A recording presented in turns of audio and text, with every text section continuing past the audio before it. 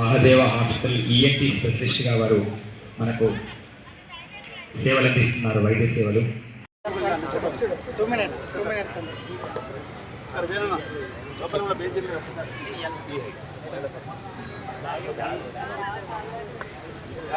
Committee మెంబర్గా వారు నిర్వహిస్తారు. అనేక రకాల కార్యక్రమాల్లో కూడా గతంలో పాల్గొన్నారు. సో మన ఈ సందర్భంగా మీకు పరిచయం చేయాల్సింది శ్రీ ఒత్తినేని శ్రీనివాసరావు గారు.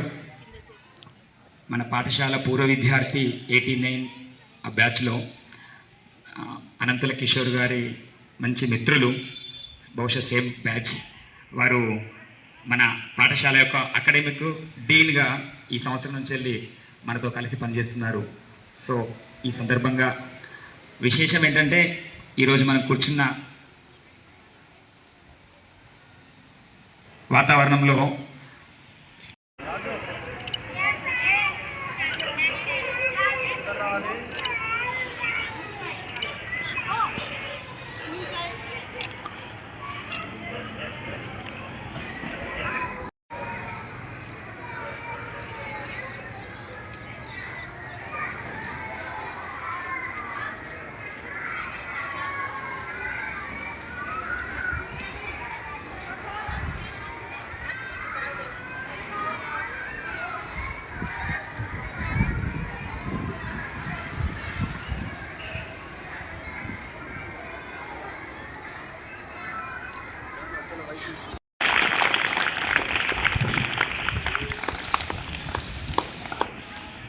వేదిక మీద ఉన్న పెద్దలు, గీతా విద్యాలయం మన పాఠశాలకి ఇస్తే బాగుంటుంది అనే దాని మీద వారు ఆలోచన చేసి పెద్దలతో మాట్లాడి 1,00,000 రూపాయలకు పైబడి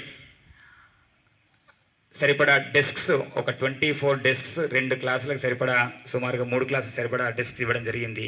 ఆల్రెడీ నిన్న సాయంత్రం మనకు డంప్ అయ్యాయి. సో అవి ఈరోజు మనందరికీ బహుకరిస్తున్నటువంటి తరుణంలో వారందరికీ ప్రత్యేకంగా ధన్యవాదాలు తెలియజేస్తున్నాను. అలాగే ఇలాంటి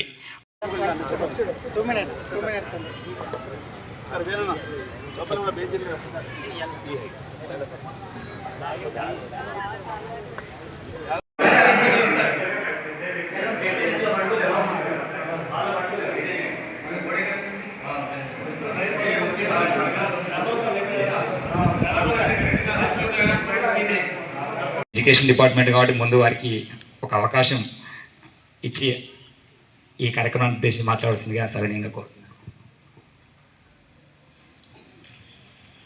అదృష్టము అందులో ఒక ఓన్లీ చదివే కాదు, మనకి చాలా స్కూల్స్ ఉన్నాయి జగిత్యాలలో కానీ ఇండియాలో కానీ.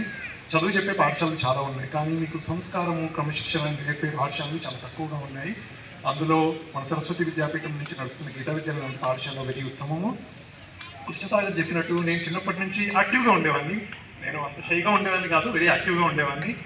ఈ స్కూల్లో మేము కాంపిటీషన్గా ఉండేది. ఇక్కడ స్కూల్లో మాకు రోజు పొద్దున ప్రేయర్ చేయించాలంటే దానికి కాంపిటీషన్. ఇప్పుడు నాకు తెలియదు ప్రస్తుతం ఎలా ఉందో, కానీ అప్పుడు మేము చిట్టీలు వేసుకునే వాళ్ళం, ఎవరికి వస్తుందా అని. అలానే ఇంతకుముందు మాకు ఇక్కడ న్యూస్ పేపర్ చదివించేవాళ్ళు, పొద్దున సూక్తులు చదివించేవాళ్ళు. అన్నింటికి మేము రోజు ఫైటింగ్ చేసేవాళ్ళం. రామబ్రహ్మ సార్ గారు మేనేజ్ చేసేవాళ్ళు. ఇవన్నీ రోజు పొద్దున 8:30కే వచ్చి కూర్చున్న వాళ్ళు. 9 స్కూల్ అయితే 8:30కి వచ్చి కూర్చున్న వాళ్ళం మేము. ఎందుకంటే ఎవరు ముందు వస్తే వాళ్ళకి ఆ రోజు అవకాశం వస్తుందని. అంతటి అద్భుతమైన కాంపిటీషన్ అప్పటి నుంచి అలవాటు చేశారు. ఆ కాంపిటీషన్ జీవితంలో ఎప్పుడు మాకు ఉపయోగపడింది. ఈ రోజు నేను అమెరికాలో ఉన్నప్పుడు దాదాపు 200 మంది 350 మందికి నేను ఉపన్యాసాలు ఇస్తూ ఉంటాను. పార్ట్ ఆఫ్ ది జాబ్లో నేను చాలామందికి 200 మందికి 300 మందికి ఒకటేసారి ట్రైనింగ్ ఇస్తుంటాను. అందులో చాలామంది అమెరికా దేశస్తులు, మన దేశస్తులు కాదు. అయినా కానీ వాళ్ళు నా ఉపన్యాసాన్ని వెరీ శ్రద్ధగా వింటూ ఉంటారు. వాళ్ళు నాకు వచ్చి నుంచి ఫీడ్బ్యాక్ ఇస్తుంటారు. మీరు చల్లగా మాట్లాడతారు, మెత్తగా మాట్లాడతారు, మా అందరికీ మంచిగా అర్థమయ్యేటట్టు మాట్లాడతారు, మాకు చాలా కాన్సెప్ట్స్ నేర్పిస్తున్నారు, కాన్ఫిడెన్స్ ఇస్తున్నారు అని చెప్తుంటారు. నేను ఎప్పుడూ ఒకటే మాట చెప్తుంటాను. నా దగ్గర చాలా వీడియోస్ ఉన్నాయి, తర్వాత షేర్ చేస్తుంటాను. నేను ఎక్కడికి వెళ్ళినా అదే చెప్తుంటాను. ఇది నాకు నా తల్లిదండ్రులు ఇచ్చిన సంస్కారము, దాంతోపాటు మా సరస్వతి విద్యాపీఠం ఇచ్చిన సంస్కారం మాత్రం ఇది. నేను సొంతగా సంపాదించుకుంది ఏమీ లేదు. అలానే మీ అందరూ కూడా జీవితంలో చాలా విద్యార్థవంతులు కావాలని కోరుకుంటున్నాను. ఈ స్కూల్లో వెరీ ప్రత్యేకము. దయచేసి మీ ఆచార్యులు చెప్పే, మాతాదులు చెప్పే దానిపైన ఫోకస్ చేయండి. చదువు ఒకటే కాదు, క్రమశిక్షణ నేర్చుకోండి, సంస్కారం నేర్చుకోండి. మన భారతీయ సంస్కృతిని ఎప్పుడు మీ వెంటనే ఉంచుకోండి. ఇది వెరీ రేర్ ఆపర్చునిటీ. వేరే స్కూల్లో వస్తుందో రాదో, కానీ ఈ స్కూల్లో మాత్రం క్రమశిక్షణ సంస్కారం అనేది ఉంటుంది.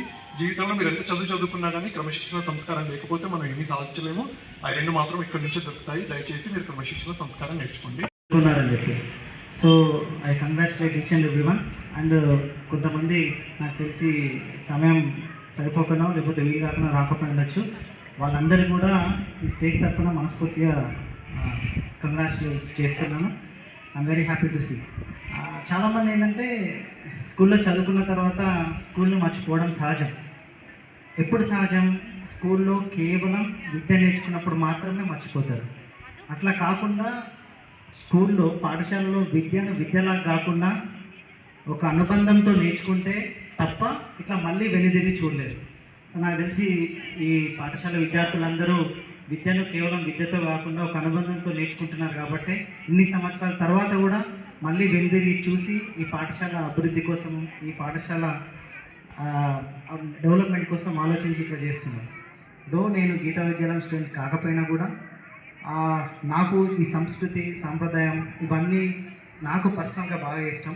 సో వీళ్ళంతా ఎట్లా చేస్తారు ఏంటి అనేది నాకు పర్సనల్గా తెలుసు కాబట్టి వీళ్ళు అడిగినప్పుడు ఎస్ కంపల్సరీ నా వంతు నేను వీలైనా కాకపోయినా 99% నేను ఈ ప్రోగ్రామ్స్ అటెండ్ అవ్వడానికి ట్రై చేస్తుంటాను. సో పిల్లలు ఒకటే చెప్తున్నాను నేను, ఇంతకుముందు కూడా చాలా సార్లు చెప్పాను, మళ్ళీ చెప్తున్నా. అక్కడ కూర్చున్నప్పటి నుంచి ఇంతలో ఒకసారి మాట్లాడారు, నేను కింద కూర్చున్న వాళ్ళం ఇక్కడ అని చెప్పి. అక్కడ కింద కూర్చుని నుంచి ఇక్కడికి రావడం అనేది డెవలప్మెంట్ సార్. సో దాన్ని డెవలప్మెంట్ కిందనే చూసుకోవాలి. అండ్ ఆ డెవలప్మెంట్ హంబుల్గా హానెస్ట్గా ఉందో చూసినారా, that is the big success. So పిల్లలందరూ కూడా అదే చెప్తున్నా, ఫస్ట్ అక్కడ నుండి ఇక్కడ కూర్చోవడం కోసం ట్రై చేయండి. తర్వాత కూర్చున్న తర్వాత కూడా ఇంతే నిబద్ధతతో ఇంతే హంబుల్గా ఉండడానికి ప్రయత్నం చేయండి. అర్థమవుతుందా పిల్లలు? భావన జరగాలి అని అంటే, ఉండాలి అని అంటే, మరి ఈ దేశము ఒక భారతదేశంగా నిలవాలి అంటే మనదైన విద్యా విధానం అవసరము. ప్రభుత్వము ఏర్పాటు చేసే పరిస్థితులు లేదనేటువంటి భావనతో ఆనాడు ఉన్నటువంటి పెద్దలు మనదైన విద్యా విధానం, సరస్వతి శిశు మందిరాలు, విద్యాభారతి పాఠశాలలు దేశమంతా ప్రారంభించడం జరిగింది. మరి అటువంటి పాఠశాలలో చదువుకున్నటువంటి వాళ్ళు ఇవాళ అనేక కోట్ల మంది ఈ దేశంలో మారుమూల గ్రామాలలో కావచ్చు, వాళ్ళు పనిచేసేటువంటి సంస్థల్లో కావచ్చు, మనదైన విధానాన్ని అమలు పరుస్తూ ఈ దేశం కోసం, ధర్మం కోసం, సనాతన ధర్మం కోసం అనేక మంది పనిచేస్తున్నారు. ఇప్పుడు ఆత్మచార్యం చెప్పాడు, ఎక్కడో ఉన్నటువంటి అమెరికాలో ఉంటూ మరి సరస్వతి విద్యాపీఠం అందజేసినటువంటి విలువలను, ధర్మాన్ని తనదైన సహచరులకు, తన కోవర్కర్లకు మరి అటువంటి విలువలను అందజేస్తున్నాడంటే ఆనాడు పెద్దవాళ్ళు ఈ ఆలోచన చేశారు.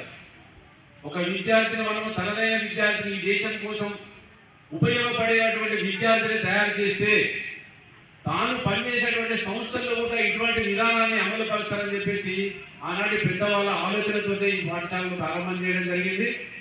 మరి మిగతా పాఠశాలకు మన పాఠశాలకు చాలా డిఫరెన్స్ ఉంటుంది. మనం కేవలం ఈ దేశం కోసం, ధర్మం కోసం మన యొక్క విలువలను అందించు ఒక సమాజంలో ఒక మంచి పౌరునిగా తయారు చేయడం అనే లక్ష్యంతో మన పాఠశాలలు నడుస్తున్నాయి. మరి అటువంటి పద్ధతిలో మరి మన పూర్వ విద్యార్థులందరూ అనేక సంస్థలలో, అనేక వృత్తులలో స్థిరపడి పనిచేస్తున్నారు. మరి అక్కడ కూడా ఏదైతే మన పెద్దవాళ్ళ ఆలోచన ఉందో కాబట్టి అటువంటి ఆలోచనలు తమ వృత్తులలో, తమ సంస్థలలో కూడా అమలు పరిచే విధంగా, చెప్పే విధంగా కొనసాగితేనే ఆనాడు పెద్దల యొక్క ఆలోచన దిగినీకృతమయ్యేటువంటి అవకాశం ఉంటుందని కోరుతూ, మరి పెద్ద మనసుతో మన పాఠశాల విద్యార్థులకు మౌలిక వసతులు కల్పించడం కొరకు, మరి చేదోడు వాదోడుగా ఉండడం కొరకు